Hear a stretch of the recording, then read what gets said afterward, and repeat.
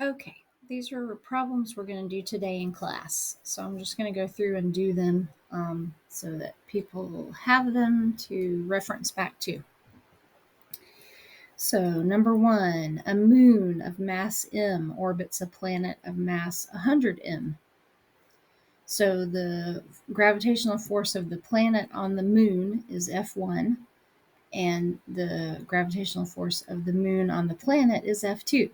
Which of the following is true? So, we've got some different expressions here. And the important thing to remember with a question like this is yes, these have different masses, but due to Newton's third law, the force that this planet exerts on the moon is going to be equal in magnitude, opposite direction, to the force that the moon exerts on the planet.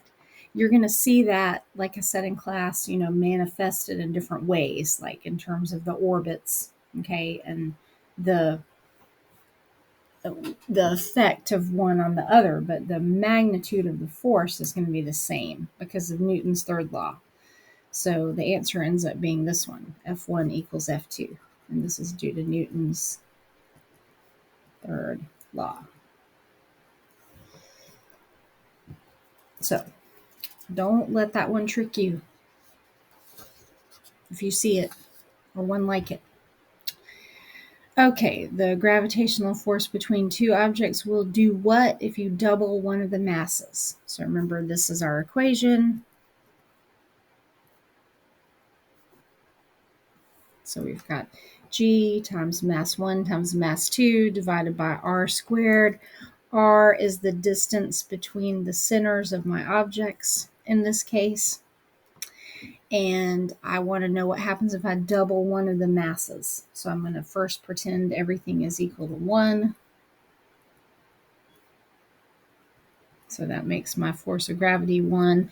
And then I'm going to double one of these masses. So now M1 equals 2. Everything else stays 1.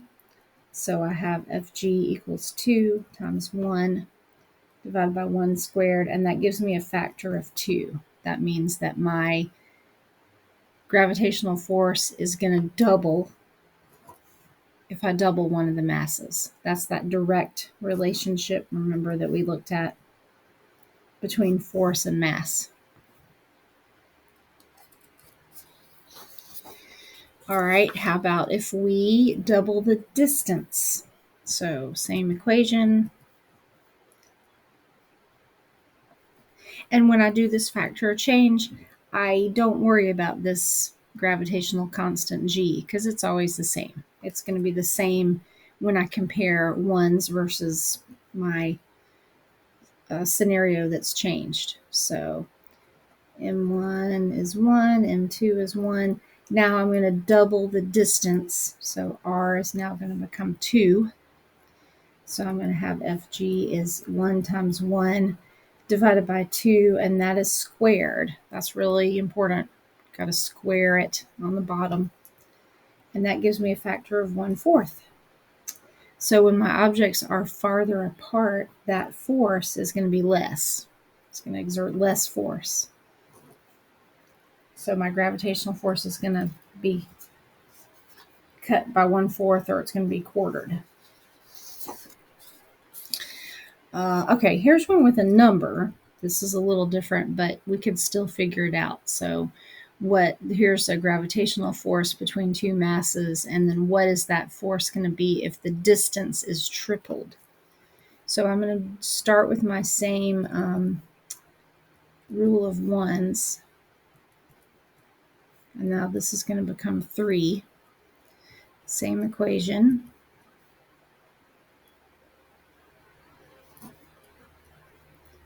Right, okay. So if I put in my numbers, I get force of gravity is 1 times 1 divided by 3, and that's going to be squared. So that's going to be 1 divided by 9. So it's going to be cut by 1/9 if the distance is tripled. And so that means I'm going to take this force value and multiply it by 1/9 to see what happens. Like, what do we get now? So And that should be 4 newtons, right? 9 times 4 is 36. I don't know, it's early.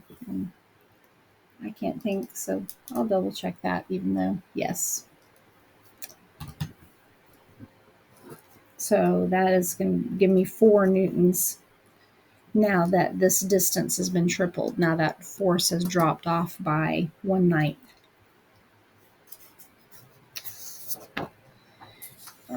Okay, a new planet is discovered that has twice the Earth's mass and twice the Earth's radius. And so there's a person who weighs 500 newtons. And what would the gravitational force be on them on this new planet? So this is where we're going to use the gravitational field strength equation. So this is where we calculate g, or the acceleration due to gravity, also called the gravitational field strength.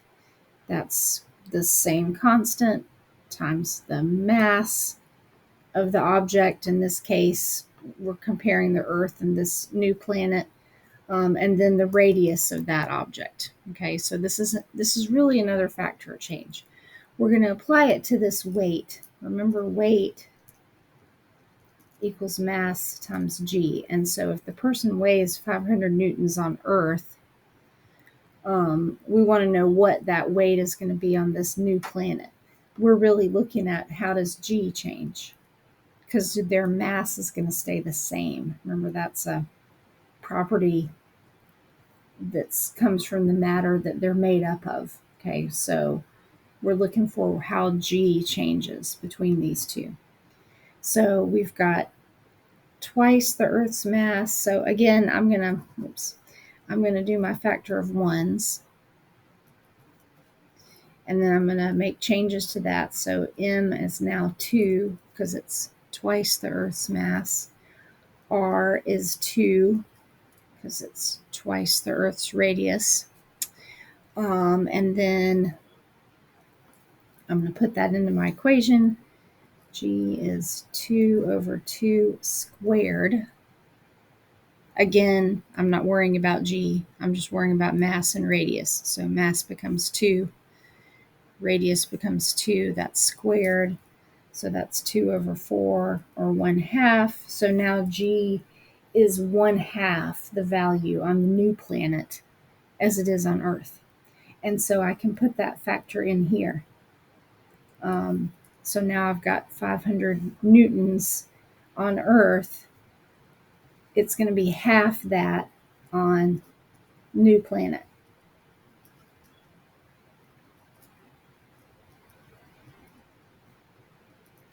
So my weight is going to be half also,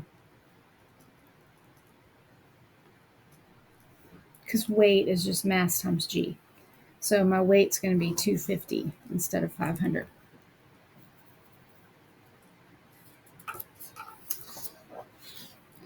Okay, for an object in orbit around another object, velocity and force vectors are what to one another? So remember, we got an object here. Okay, he's orbiting a star or whatever. Velocity is always tangent to the circle. It's always following that circular path as the object travels around. Force is directed inward towards the object that's causing the force of gravity. So these are actually always going to be perpendicular to each other. They're always going to be at a right angle to each other.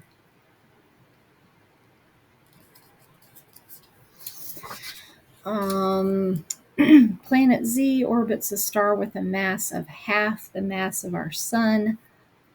The orbital radius is the same as Earth, so how does its orbital speed compare? So we're going to use our orbital speed. This equation, which we talked about yesterday, I guess, in class. And if R is staying the same, M is going to be half. So now we've got 1/2 over 1 if we're just using that rule of ones type. So this is the orbital speed of z, then I'm now going to have a factor of the square root of 1/2, which is basically my orbital speed is going to be smaller because it's not directly proportional, but it's a direct relationship involving the square root with mass. If mass becomes smaller, this value becomes smaller, this value is going to become smaller. So planet Z is going to have a smaller orbital speed as compared to Earth. Okay, last one. Planet X was discovered, has the same mass as Earth, but twice the radius. What would G be? So we're going to go back again to this gravitational field strength equation. And we're going to change radius. It's going to be 2. So we start off with 1s. And then radius is going to be twice. So G is 1 divided by 2, and that's squared, or 1/4. So on planet X, the acceleration due to gravity is going to be 1/4 of what it is on Earth. So I can take my 9.8 I have on Earth, multiply that by 1/4, and I should get, I think, about 2.5. 9.8 times, 9.8 times 0.25 equals 2.45. Yep. So about 1/4 of what it is on Earth. So I'm just getting that factor, and then I'm multiplying it by our acceleration due to gravity on Earth to give me that gravitational field G, which is also my acceleration due to gravity value. So, and that's it. That's all the problems.